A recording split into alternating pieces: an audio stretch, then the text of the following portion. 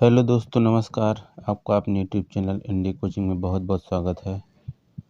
आज हम इस वीडियो में घटनासार जो अवार्ड एवं पुरस्कार के बारे में चर्चा कर रहे थे, उसी श्रृंखला का यह तीसरा वीडियो होगा। तो चलिए देखते हैं। राष्ट्रीय पुरस्कारों में हम लोगों ने पढ़ लिया था, अब अंतर्राष्ट्रीय पुरस्कार की तरफ चलते हैं। अंतर्राष्ट्रीय पुरस्कारों में भी हम लोगों ने कुछ पर चर्चा कर लिया था, जैसे बुकर पुरस्कार हो गया। सलमान रुश्दी को पहला लाइफ टाइम अचीवमेंट ये अवार्ड दिया गया था। ठीक है, उसी में चलते हैं। ये आपका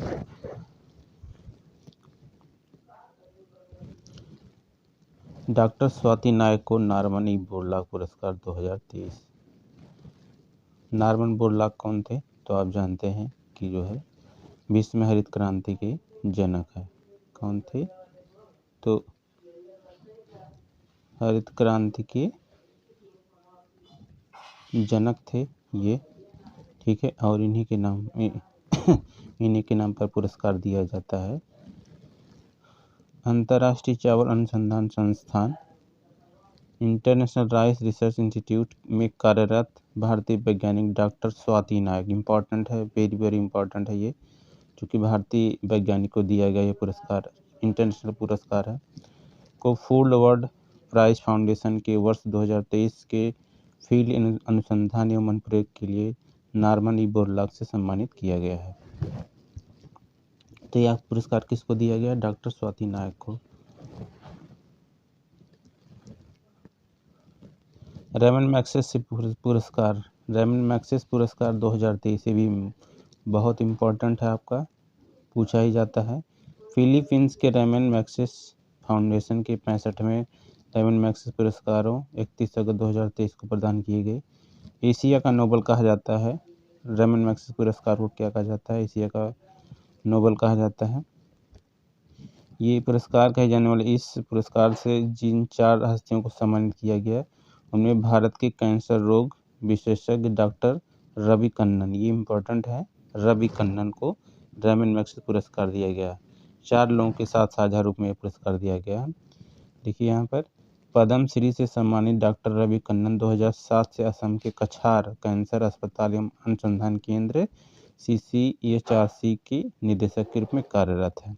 कैंसर से पीड़ित निर्धन लोगों के इलाज को किफ़ायती बनाने के लिए अनेक कदम उन्होंने विगत वर्षों में उठाए हैं। इसमें राज्य के कुछ जिलों में दूरस्थ क्लिनिक स्थापित करना भी शामिल है। 2023 के रेमन मैग्सेसे पुरस्कार सम्मानित किए गए थे अन्य 3 लोगों में, तीनों का नाम नहीं याद करना है यहाँ पर, केवल जो भारत से संबंधित है रवि कन्नन, उनका नाम याद कर लीजिए, ये इतना काफ़ी रहेगा एग्जाम के लिए।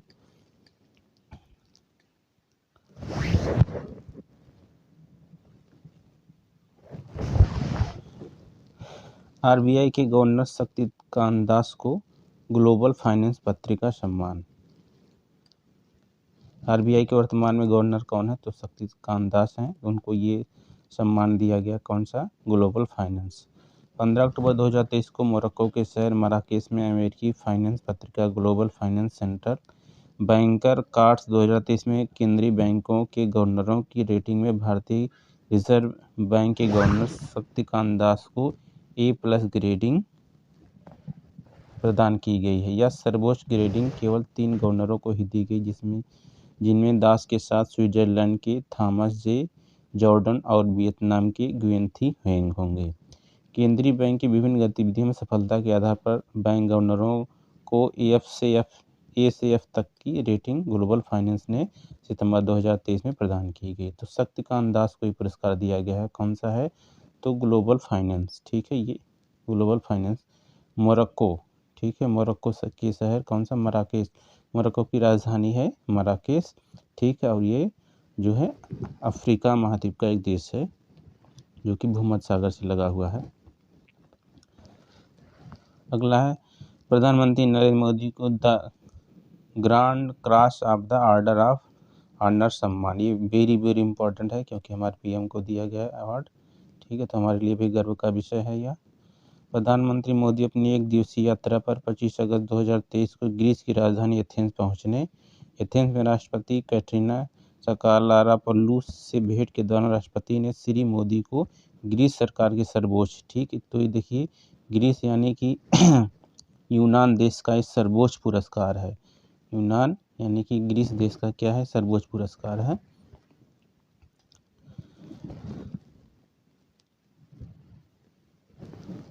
The grand cross of the order of honour सम्मान। पहले तो यह पुरस्कार किसको दिया गया, नरेंद्र मोदी को दिया गया। ठीक है, यह पुरस्कार किस देश द्वारा दिया गया, तो यह पुरस्कार जो है आपका ग्रीस देश द्वारा दिया गया। ठीक है, यानी यूनान देश द्वारा दिया गया। ठीक है, यहाँ पर देखिए लिखा हुआ है ग्रीस सरकार के सर्वोच्च पुरस्कार the grand cross of the order of honour दिया गया। ठीक है, ये वेरी वेरी इंपॉर्टेंट ये सवाल है, क्योंकि नरेंद्र मोदी को अभी तक अपने कार्यकाल में ढेर सारे अवार्ड मिले हैं, इसलिए एक जो है एक अलग ही श्रृंखला बन जाती है उनको, जो जितने अवार्ड दिए जा चुके हैं। ग्रीस सरकार द्वारा 1975 में स्थापित सर्वोच्च नागरिक सम्मान से प्रधानमंत्रियों व प्रतिष्ठित हस्तियों को दिया जाता है जिन्होंने अपनी विशिष्ट स्थिति के कारण ग्रीस का सम्मान बढ़ाने में योगदान दिया हो। अगला है इंटरनेशनल एमी अवार्ड। ठीक, ये भी इम्पोर्टेंट है आपका इंटरनेशनल एमी अवार्ड। प्रसिद्ध कॉमेडियन वीर दास किसको दिया गया, वीर दास को नेटफ्लिक्स पर प्रदर्शित उनके शो वीर दास लैंडिंग के लिए इंटरनेशनल एमी पुरस्कार 20 नवंबर 2030 को न्यूयॉर्क सिटी में प्रदान किया गया। ठीक, किसको दिया गया इंटरनेशनल एमी अवार्ड, तो ये वीरदास को दिया गया। वीरदास क्या है, एक कॉमेडियन है। ठीक है, इनका नेटफ्लिक्स जो एक आपका है ऑनलाइन प्लेटफार्म है, उस पर जो है इनका एक शो आता है, उसका नाम है वीरदास लैंडिंग। 2023 का पुरस्कार इनको दिया गया है Emmy award. International academy of television arts and sciences IATAS के 91 पुरस्कारों के तहत सर्वश्रेष्ठ कॉमेडी सीरीज का पुरस्कार ब्रिटेन के डेयरी गर्ल्स को वीरदास लैंडिंग के साथ संयुक्त रूप से प्रदान किया गया। एकेडमी के इन पुरस्कारों के तहत भारत की एकता कपूर को डायरेक्टरेट अवार्ड समारोह में प्रदान किया गया। ठीक है, ये इन एकता कपूर आप जानते हैं। ठीक है, ये प्रसिद्ध जो है आपका सीरियल मेकर है, ये काफ़ी चर्चित सीरियल इन्होंने बनाया है। ठीक है, तो डायरेक्टरेट अवार्ड ठीक इनको भी दिया गया है, क्योंकि ये क्या है, एक निर्देशक हैं, मशहूर निर्देशक हैं भारत की टेलीविज़न और फिल्म की डायरेक्टर हैं, तो डायरेक्टर की श्रेणी में इनको ये पुरस्कार दिया गया है, डायरेक्टरेट अवार्ड समारोह। ये भी इम्पोर्टेंट है, देखिए दोनों का नाम याद रखिएगा।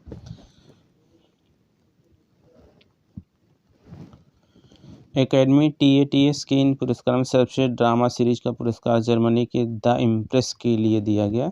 सर्वश्रेष्ठ अभिनेता का पुरस्कार ब्रिटेन के मार्टिन फ्रीमैन को सीरियल द रिस्पोंडर में भूमिका के लिए, सर्वश्रेष्ठ अभिनेत्री का पुरस्कार मेक्सिको के कार्ला सोजा मैक्सिकन सीरियल में भूमिका के लिए दिया गया। इंटरनेशनल चलिए देखते हैं अगला नेक्स्ट, विश्व खाद्य पुरस्कार 2023 वेरी वेरी इंपॉर्टेंट है ये। अमेरिका की हीडी कुन्हो, हीडी कुन्ह, ठीक है, इनका नाम क्या है, हीडी कुन को वर्ष 2023 का विश्व खाद्य पुरस्कार अमेरिका के लोआ में डे माइन्स स्थित वर्ल्ड फूड प्राइस फाउंडेशन के मुख्यालय में 26 अक्टूबर 2023 को एक समारोह में प्रदान किया गया। इनका नाम याद रखिएगा, हीडी कुन को। ठीक, विश्व खाद्य पुरस्कार दिया गया 2023 का विश्व खाद्य पुरस्कार हीडी कुन। ये कहाँ की है, तो ये USA से संबंधित है, यानी कि संयुक्त राज्य अमेरिका से।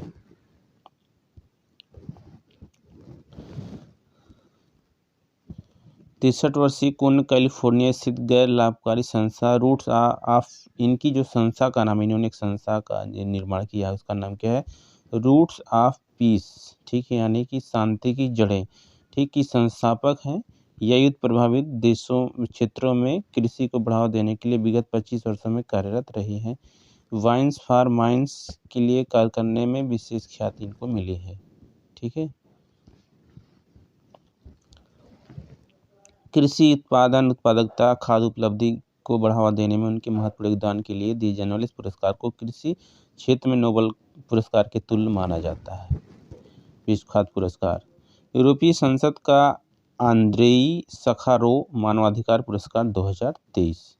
ठीक है, यूरोपीय संसद आप जानते हैं विश्व में सर्वश्रेष्ठ शक्तिशाली संगठन है यूरोपीय संघ, तो उसका एक संसद है, क्या नाम है, यूरोपीय संसद। ठीक है, का आंद्रेई सखारोव मानवाधिकार पुरस्कार कुर्दिश मूल की दिवंगत ईरानी महिला महसा अमीनी को, किसको नाम यहाँ पर याद रखिए, महसा अमीनी, महसा अमीनी को यह पुरस्कार दिया गया है। कुर्दिश मूल की महिला है।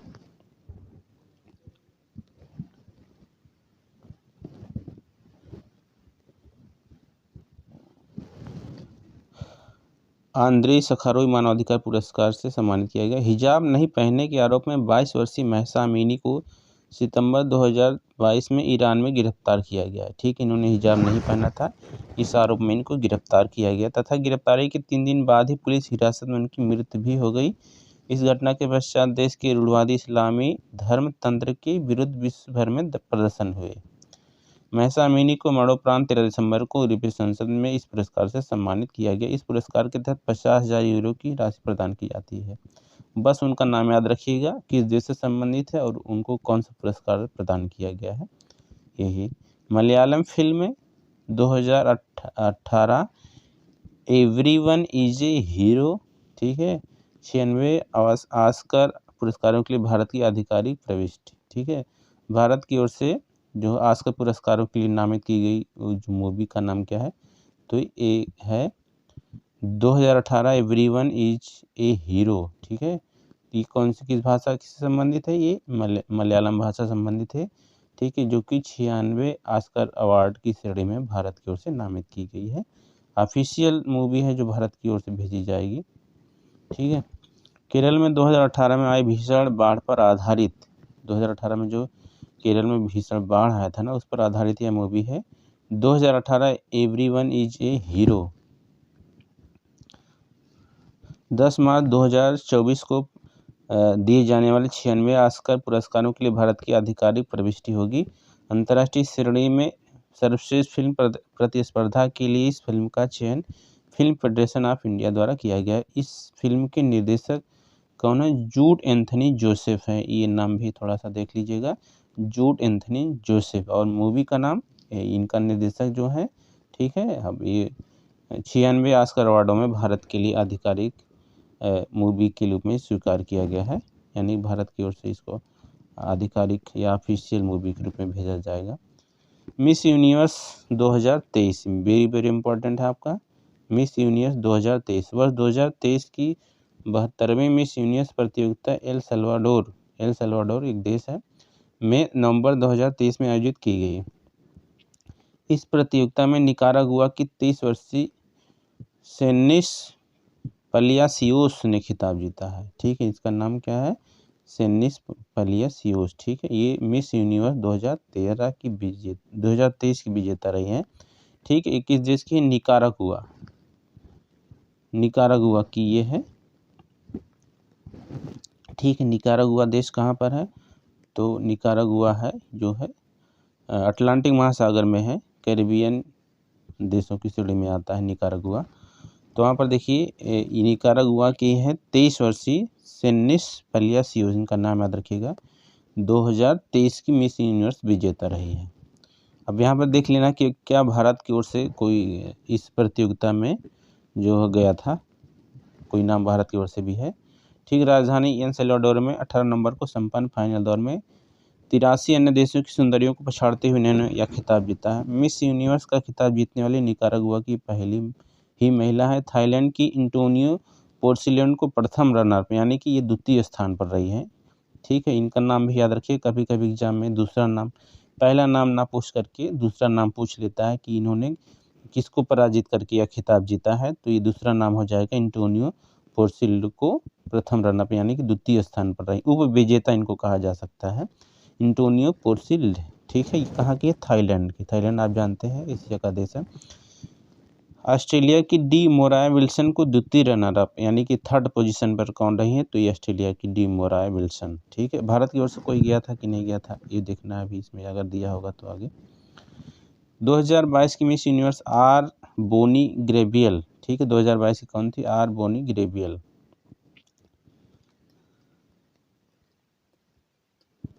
इस प्रतियोगिता में भारत का प्रतिनिधित्व, देखिए भारत का प्रतिनिधित्व कौन किया था? तो चंडीगढ़ की श्वेता शारदा ने, ये नाम भी याद रख लीजिएगा, चंडीगढ़ की है कौन? श्वेता शारदा ने, जो पहली 20 सुंदरियों में स्थान बनाने में सफल रही थी, इसके आगे नहीं बढ़ सकी। इनका टॉप 20 में नाम आया है, इसके बाद ये आगे नहीं बढ़ सकी थी। तो कौन है? श्वेता शारदा। ठीक, चंडीगढ़ की है। Wild life photographer of the year, ठीक है, wild life photographer of the year.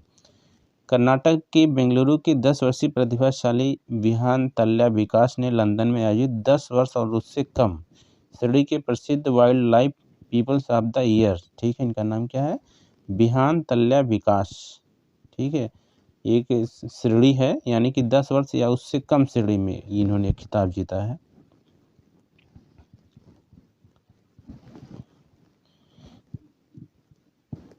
इसको फोटोग्राफी का ऑस्कर अवार्ड भी कहा जाता है। बिहान की विजेता तस्वीर में उसके शहर की बाहरी इलाके में स्थित भगवान कृष्ण की मूर्ति के साथ एक मकड़ी को दिलचस्प स्थिति में दिखाया गया है। यह छवि न केवल आकर्षक है बल्कि विचारोत्तेजक भी है, जो प्रकृति और आध्यात्मिकता के बीच संबंध को दिखाता है। Wild life photographer of the year एक वैश्विक वन्यजीव फोटोग्राफी प्रतियोगिता है जो लंदन स्थित प्राकृतिक इतिहास संग्रहालय में आयोजित की जाती है। Chevalier dans Ordre des Arts et Lettres award, ठीक है, देखिए चूँकि ये अवार्ड तो उतना महत्वपूर्ण नहीं है, थोड़ा सा इसलिए महत्वपूर्ण हो जाता है क्योंकि ये किसी भारतीय को दिया गया है। भारतीय अभिनेत्री ऋचा चड्ढा, आप देखे होंगे, ये काफ़ी मूवी में दिखाई देती है। ऋचा चड्ढा को कला के क्षेत्र में उनके महत्वपूर्ण योगदान के लिए फ्रांसीसी सरकार द्वारा Chevalier dans Ordre des Arts and des Lettres Knight of the order of the Arts and Letters की उपाधि से सम्मानित किया गया, ठीक है, किसको दिया गया, तो ऋचा चड्ढा को दिया गया। यह प्रतिष्ठित पुरस्कार फ्रांसीसी सरकार द्वारा सिनेमा, साहित्य, कला और फैशन के क्षेत्र में ख्याति प्राप्त कलाकारों को दिया जाता है। एबेंडेंस इन मिलेट्स गीत ग्रैमी पुरस्कार के लिए नामित। श्री अन्न मोटे अनाज पर बने गीत एबेंडेंस इन मिलेट्स को संगीत के प्रतिष्ठित ग्रैमी पुरस्कार के लिए नामित किया गया है। एबेंडेंस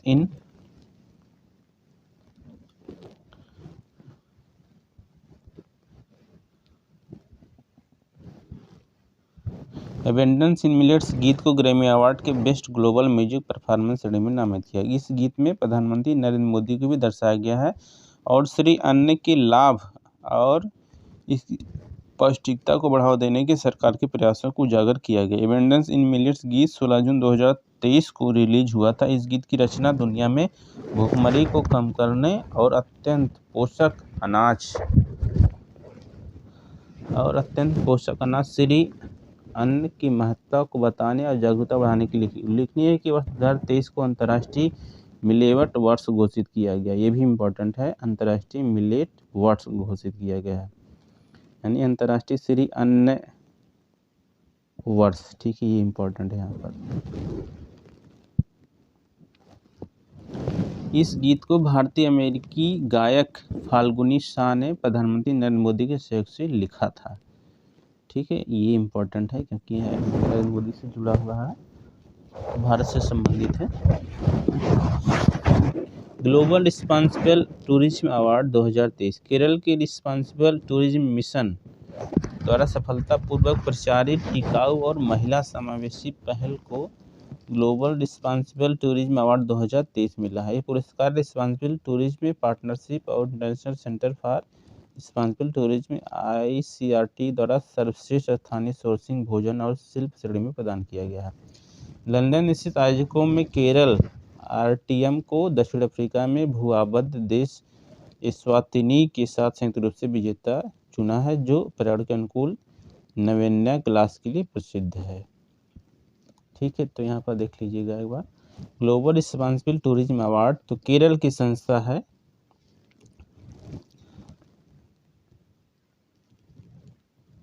उसको दिया गया है।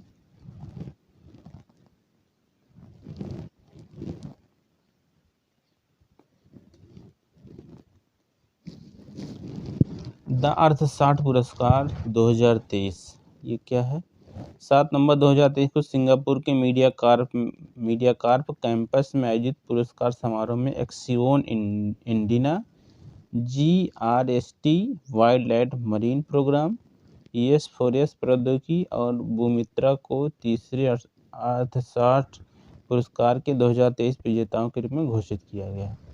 इको ऑस्कर के रूप में जाने वाला द अर्थशास्त्र पुरस्कार प्रिंस विलियम और रॉयल फाउंडेशन द्वारा स्थापित एक पुरस्कार है जो ड्यूक और डचेस ऑफ कैम्ब्रिज तथा इतिहासकार डेविड एटनबरो द्वारा स्थापित चैरिटी है जो समाधान विकसित करने के लिए वर्ष 2021 और 2023 के बीच 5 फाइनलिस्टों को सम्मानित करता है।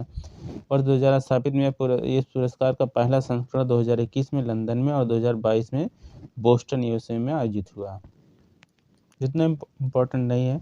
चलिए देखते हैं अब आगे नोबेल पुरस्कार है जो कि सबसे ज़्यादा इम्पोर्टेंट है, विश्व का सर्वश्रेष्ठ पुरस्कार है। इसकी स्थापना जो 1901 से नोबेल फाउंडेशन द्वारा दिया जा रहा है। 6 क्षेत्रों में दिया जाता है यह पुरस्कार, ठीक है। तो चलिए देखते हैं वर्ष 2023 के लिए 2 से 9 अक्टूबर 2023 को घोषित नोबेल पुरस्कार चिकित्सा, रसायन, भौतिकी, साहित्य और अर्थशास्त्र के क्षेत्र में 10 दिसंबर को अल्फ्रेड नोबेल की पुण्यतिथि पर स्वीडन में, देखिए यहाँ पर कितने दिया है, चिकित्सा, रसायन, भौतिकी, साहित्य और अर्थशास्त्र, ठीक है। यहाँ पर दिया है जो 5 क्षेत्र में दिया है। एक क्षेत्र और होता है यहाँ पर शांति का नोबेल पुरस्कार, शांति के क्षेत्र में भी दिया जाता है। सबसे ज़्यादा जो इम्पोर्टेंट है वो शांति के क्षेत्र में दिए जाने वाला नोबेल पुरस्कार है, उसको सबसे ज़्यादा एग्जाम में पूछा जाता है शांति, और उसके बाद जो है पूछा जाता है साहित्य का नोबेल पुरस्कार, ठीक है। देखिए नोबेल शांति पुरस्कार 10 दिसंबर क्या है, मानवाधिकार, विश्व मानवाधिकार दिवस भी होता है, नॉर्वे की राजधानी ओस्लो में दिया गया, ठीक है। चिकित्सा या फिजियोलॉजी, चिकित्सा के क्षेत्र में देखिए किसको दिया गया है, चिकित्सा अथवा फिजियोलॉजी के क्षेत्र में वर्ष 2023 का नोबेल पुरस्कार हंगरी मूल, ठीक है, हंगरी देश की, हंगरी मूल की अमेरिकी बायोकेमिस्ट प्रोफेसर कैटालिन कारिको व अमेरिकी चिकित्सक व इम्यूनोलॉजिस्ट ड्रू वीजमैन को संयुक्त रूप से दिया गया। 2 नाम याद रखिएगा, चिकित्सा के क्षेत्र में किसको दिया गया है, तो प्रोफेसर कैटालिन कारिको व जो है ड्रू वीजमैन को दिया गया है। यह पुरस्कार न्यूक्लियोसाइड बेस मॉडिफिकेशंस के संबंध में इनके शोध जिससे कोविड-19 के लिए प्रभावी mRNA वैक्सीन बनाने में मदद मिली को इनको लिए दिया गया है। दोनों वैज्ञानिक अमेरिका स्थित पेंसिल्वेनिया यूनिवर्सिटी से संबद्ध है। कैटालिन कारिको चिकित्सा के क्षेत्र का नोबेल पुरस्कार जीतने वाली 13वीं महिला है। तो 2 नाम याद रखिएगा चिकित्सा के क्षेत्र में।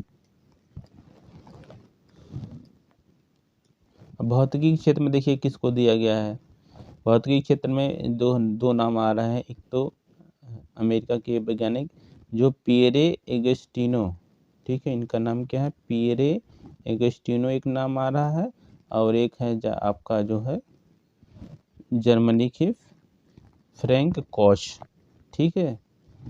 एक नाम और आ रहा है एनियल व्हीलियर। 3 लोगों को याद दिया गया भौतिकी के क्षेत्र में, ठीक है, एगस्टिनो, फ्रैंक, एनियल व्हीलियर, 3 लोगों को संयुक्त रूप से पुरस्कार दिया गया है। इन्हें यह पुरस्कार अणुओं एवं परमाणुओं में इलेक्ट्रॉन्स के संबंध में इनके अध्ययन एवं शोध के लिए दिया गया है। इनके शोध में extremely short pulses of light के सृजन का प्रदर्शन किया गया, जिसका प्रयोग इलेक्ट्रॉन्स को गति एवं ऊर्जा परिवर्तन के लिए ही किया जाता है। इलेक्ट्रॉन्स का तीव्र गति को पकड़ना जहां पहले असंभव माना जाता था, वहीं इन तीनों की खोज से यह संभव हो गया है। 3 नाम याद रखिएगा। रसायन क्षेत्र में देखिए किनको दिया गया है। रसायन विज्ञान के क्षेत्र का वर्ष 2023 में नोबेल पुरस्कार अमेरिका के 3 वैज्ञानिकों को संयुक्त रूप से दिया गया है। इसमें Massachusetts Institute of technology MIT, ठीक है, ये जो है NDRF रैंकिंग में भी जो है ये इंस्टीट्यूट काफ़ी जो है उच्च स्थान पर होता है MIT, ठीक है, Massachusetts Institute of Technology. Cambridge के Moungi G Bawendi, Columbia University, न्यूयॉर्क की लुइस ई ब्रूस तथा नैनो क्रिस्टल्स टेक्नोलॉजी इंक, न्यूयॉर्क के एलेक्सी आई एक्यूमी शामिल है।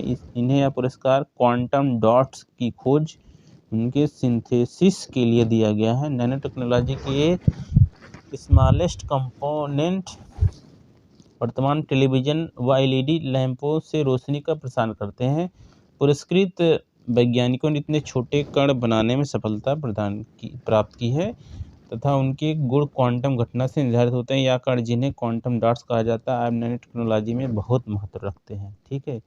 तो यहाँ पे देख लीजिए, नाम याद रख लीजिएगा, ठीक है। मोंगी जी बावेंडो और लुइस ई ब्रूस, 2 नाम याद रखिए, ठीक है। तीन नाम है, एक बार देख लीजिएगा। जी बावेंडी, ठीक है, लुइस ई ब्रूस और एलेक्सी, ठीक है, एलेक्सी आई एक्यूम्यू।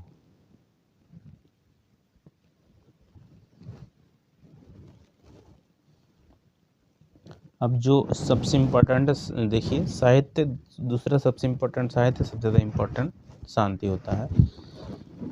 तो चलिए साहित्य देख लेते हैं। साहित्य के क्षेत्र का वर्ष 2023 का नोबेल पुरस्कार नॉर्वे के साहित्यकार जान फासे को दिया गया है। उन्हें यह पुरस्कार उनके अभिनय नाटकों, ठीक है, नाम क्या है, जान फासे, पहले तो नाम याद रख लीजिए, जान फासे कहाँ के हैं, नॉर्वे के साहित्यकार हैं। यह पुरस्कार उनके अभिनय नाटकों व गद्य के लिए दिया गया है जो अकथनी को आवाज प्रदान करते हैं।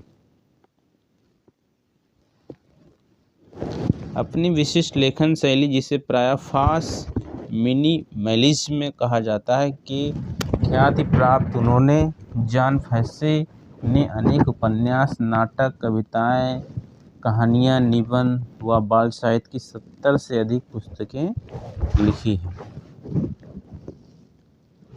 उनका पहला उपन्यास रॉड शॉर्ट रेड ब्लैक 1983 में प्रकाशित हुआ था। उनकी हाल के वर्षों में प्रकाशित रचनाओं में सेप्टलोजेन व किटलिक आदि शामिल हैं, ठीक है। अब देखिए शांति का आ गया यहाँ पर। महिला अधिकारों व उनकी आज़ादी के लिए संघर्ष रही ईरान की नरगिस मोहम्मदी, ठीक है, वेरी इम्पोर्टेंट है ये। ईरान की महिला है नरगिस मोहम्मदी को उनके इस अनवरत संघर्ष के लिए वर्ष 2023 का नोबेल शांति पुरस्कार प्रदान किया गया। उन्होंने महिला अधिकारों और उनकी आज़ादी के लिए संघर्ष किया है। ये कहाँ की रहने वाली हैं, तो ईरान की रहने वाली हैं। अपने इस संघर्ष के लिए विगत 12 वर्षों से जेल में निरुद्ध नरगिस मोहम्मदी को अलग अलग मामलों में 13 बार गिरफ्तार किया जा चुका है तथा 5 मामलों में 31 वर्ष के कारावास की सजा उन्हें सुनाई जा चुकी है। उन्हें पहली बार 2011 में गिरफ्तार किया गया था।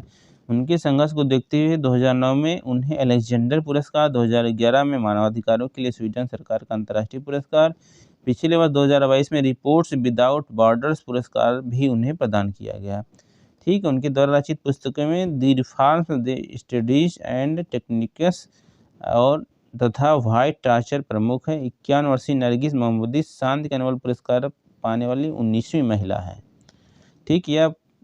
यह ईरान की दूसरी महिला जिन्हें नोबेल शांति पुरस्कार प्राप्त हुआ। इससे पूर्व ईरान की मानवाधिकार कार्यकर्ता शिरीन एबादी को 2003 में पुरस्कार दिया गया था। 10 दिसंबर को उनकी जगह उनके बच्चों ने ओस्लो में शांति पुरस्कार ग्रहण किया, ठीक है। तो नरगिस मोहम्मदी को ईरान की यह महिला है जो महिला अधिकारियों में आज़ादी के लिए इन्होंने काफ़ी संघर्ष किया है, इसके लिए उनको पुरस्कार दिया गया। देखिए अर्थशास्त्र क्षेत्र में वर्ष 2023 के नोबेल तुल्य पुरस्कार एल्फ्रेड नोबेल की जो स्मृति में अर्थशास्त्र का क्षेत्र स्वेरिक्स स्विस बैंक पुरस्कार, ठीक है, ये अमेरिकी श्रम अर्थशास्त्री क्लाउडिया गोल्डिन को दिया गया, ठीक है। देखिए अर्थशास्त्र का जो नोबेल पुरस्कार है ना, ये नाम याद रखिए, क्लाउडिया गोल्डिन, ठीक है। ये कौन है, ये श्रम अर्थशास्त्री हैं, ये लेबर इकोनॉमिस्ट है, ठीक है। तो इन्होंने श्रम के बारे में काफ़ी अध्ययन किया है एवं लिखा है। तो स्वीरिक्स स्विस बैंक पुरस्कार भी इसको कहा जाता है और जो है इसको अर्थशास्त्र का नोबेल पुरस्कार भी कहा जाता है। तो देखिए हार्वर्ड यूनिवर्सिटी में हेनरी ली प्रोफेसर के रूप में कार्यरत 77 वर्षीय क्लाउडिया गोल्डन को यह पुरस्कार महिलाओं के श्रम बाजार के परिणामों के बारे में हमारी समझ को उन्नत करने के लिए दिया गया है। श्रम बाजार के विगत 200 वर्षों से अधिक के आंकड़े एकत्र कर इस बाजार में महिलाओं की काफ़ी कम प्रतिनिधित्व एवं पुरुषों की तुलना में इनकी आय की अंतर आदि पर शोध उन्होंने किया है। नोबेल तुल्य पुरस्कार पाने वाली तीसरी महिला अर्थशास्त्री हैं, ये तीसरी महिला अर्थशास्त्री जिनको नोबेल पुरस्कार दिया गया। देखिए नोबेल 2023 संक्षिप्त अवलोकन, देखिए यहाँ पर शांति के क्षेत्र में किसको दिया गया, नरगिस मोहम्मदी, आप जानते हैं, अभी हम लोगों ने चर्चा किया, ईरान की हैं। साहित्य के क्षेत्र में जान फासे नॉर्वे के हैं साहित्यकार। रसायन क्षेत्र में मोंगी डी बावेंडी, लुइस ई ब्रूस, उसी को शॉर्ट के रूप में केवल नाम दे दिया गया है, ठीक है। पूरा एक बार याद रख लीजिएगा आप लोग, ठीक है, एग्जाम में पूछ लिया जाता है। भौतिक के क्षेत्र में देखिए यहाँ पर पेरे एगस्टिनी फ्रेक्रांच एनी विलियर, चिकित्सा या फिजियोलॉजी क्षेत्र में कैटरीना कारिको डी विजमैन, अर्थशास्त्र क्षेत्र में क्लाउडिया गोल्डन का पुरस्कार दिया गया है।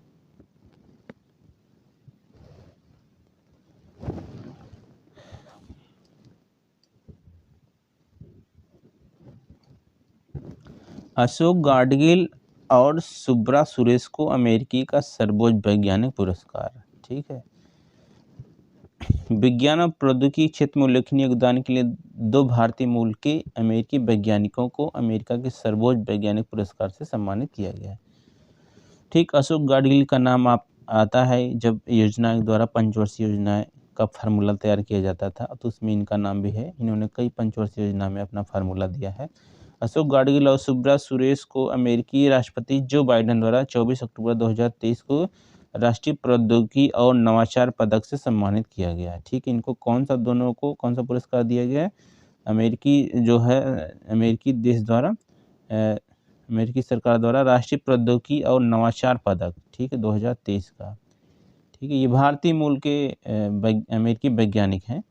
और अशोक वर्तमान में कैलिफोर्निया विश्वविद्यालय बर्कले में प्रोफेसर है, ठीक है। वहीं सुब्रा सुरेश ब्राउन यूनिवर्सिटी की स्कूल ऑफ इंजीनियरिंग में प्रोफेसर है। न्यायाधीश चंद्रचूड़ को award for global leadership award दिया गया है। इम्पोर्टेंट है आपका। भारत के वर्तमान मुख्य न्यायाधीश, सुप्रीम कोर्ट के मुख्य न्यायाधीश DY चंद्रचूड़ को 21 अक्टूबर 2023 को अमेरिका के प्रख्यात हार्वर्ड लॉ स्कूल ने, जो कि संस्था ने, तो अमेरिका का जो हार्वर्ड लॉ स्कूल है ने अपने सर्वोच्च अवार्ड फॉर ग्लोबल लीडरशिप से सम्मानित किया गया। ठीक है, ये इम्पोर्टेंट है, भारत के लिए गौरव का विषय है, इम्पोर्टेंट है। DY चंद्रचूड़ को कौन सा अवार्ड दिया गया है? तो हार्वर्ड लॉ स्कूल द्वारा अवार्ड फॉर ग्लोबल लीडरशिप 2023 का। चंद्रचूड़ ने 1982-83 में हार्वर्ड लॉ स्कूल से ही विधि एवं न्याय शास्त्र में स्नातकोत्तर LLM और 1983-86 में न्यायिक विज्ञान में डॉक्टरेट SJD की उपाधि प्राप्त की थी। वहीं से इन्होंने जो है आपका PG किया था और वहाँ पर जो है उपाधि भी इनको मिली है। डॉक्टर जोइता गुप्ता को स्पिनोजा पुरस्कार, भारतीय मूल की प्रोफेसर डॉक्टर जोइता गुप्ता को विज्ञान क्षेत्र में नीदरलैंड का सर्वोच्च सम्मान स्पिनोजा, उनका नाम क्या है? देखिए, इस पुरस्कार का नाम क्या है? स्पिनोजा, ठीक है। वह एक अन्य वैज्ञानिक टोबी कियस के साथ 4 अक्टूबर 2023 को दिया गया। तो ये स्पिनोजा पुरस्कार किसे दिया गया? डॉक्टर ज्योति गुप्ता को दिया गया। ठीक है, ये नीदरलैंड सरकार द्वारा पुरस्कार दिया गया। नीदरलैंड का सर्वोच्च सम्मान है ये। भारतीय मूल की प्रोफेसर है ये।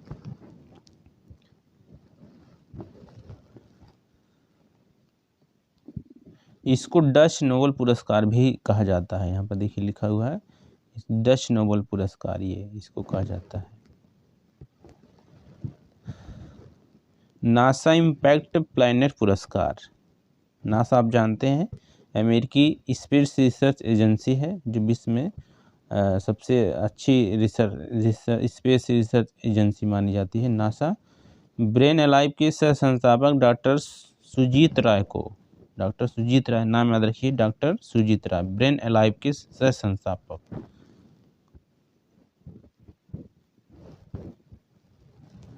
जियो special a foundation model project में उनकी उत्कृष्ट योगदान के लिए नासा इम्पैक्ट प्लैनेट अवार्ड 2023 से सम्मानित किया गया। डॉक्टर सुजीत राय के पास नासा इम्पैक्ट और मैनचेस्टर विश्वविद्यालय जैसे वैश्विक अनुसंधान संगठनों में मशीन लर्निंग और कंप्यूटेशनल न्यूरोसाइंस में अनुसंधान एवं विकास का 10 वर्षों से अधिक। सफीना हुसैन को प्रतिष्ठित वाइज पुरस्कार, ठीक है।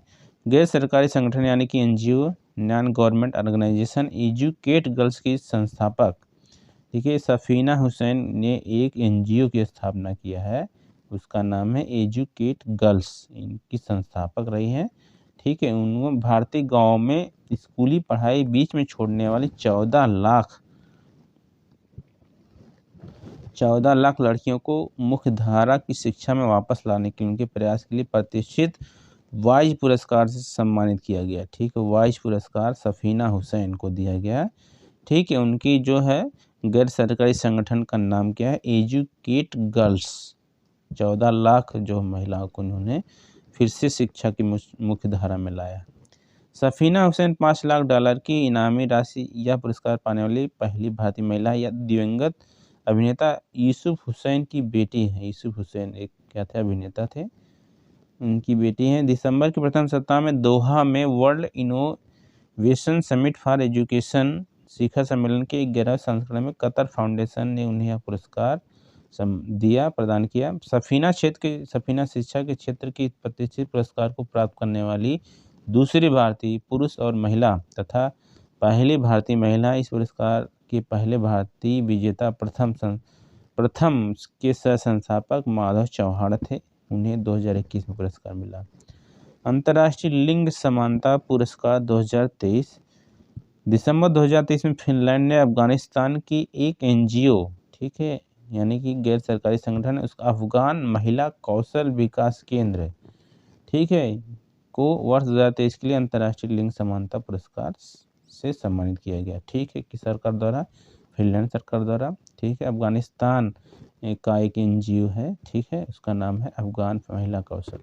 ठीक है, यानी कि ये संस्था क्या करती होगी, लिंग समानता को बढ़ावा देती होगी, यानी कि लैंगिक विभेदता को कम करने के लिए प्रयास करती होगी।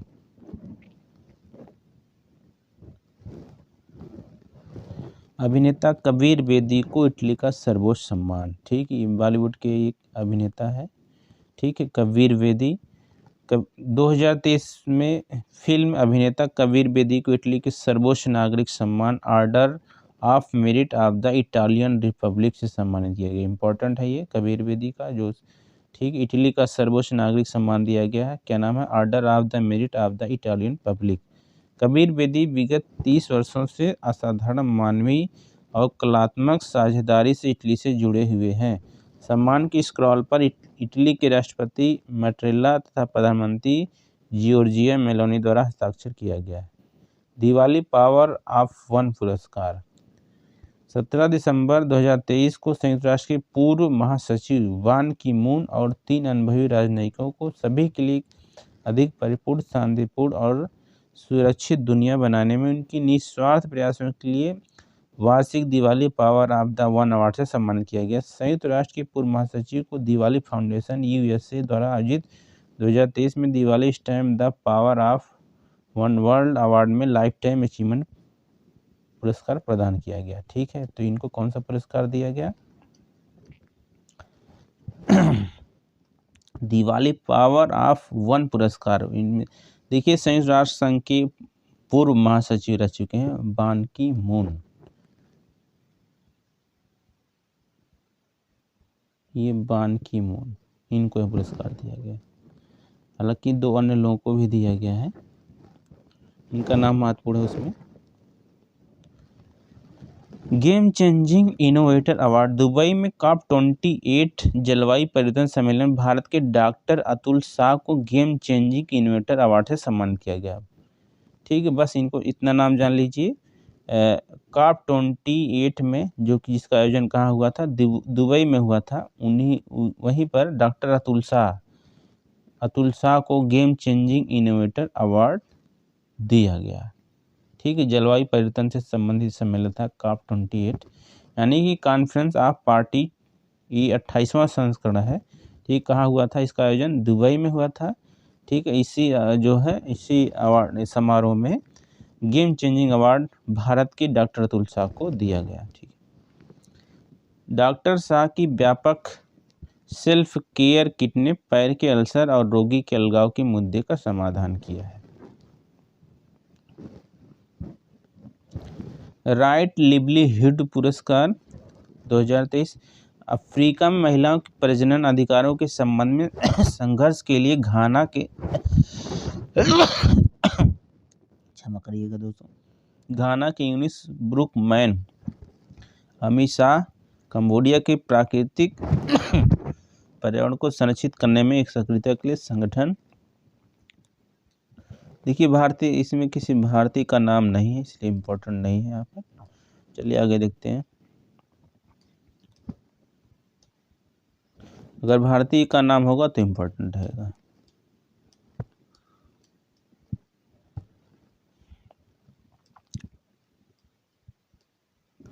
भारतीय मूल की मोक्ष राय को पीएम पॉइंट ऑफ लाइट पुरस्कार। भारतीय मूल की 7 वर्षीय स्कूली छात्रा मोक्ष राय, इनका नाम क्या है? मोक्ष राय।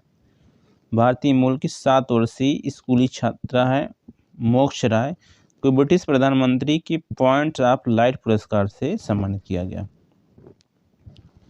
भारतीय मूल की है और ब्रिटेन में रहती है। छात्रा ने मात्र 3 साल की उम्र में माइक्रो प्लास्टिक प्रदूषण के खिलाफ संयुक्त राष्ट्र की स्थिरता पहल के लिए स्वेच्छा से काम करना शुरू किया। मात्र 3 वर्ष में, सोच लीजिए।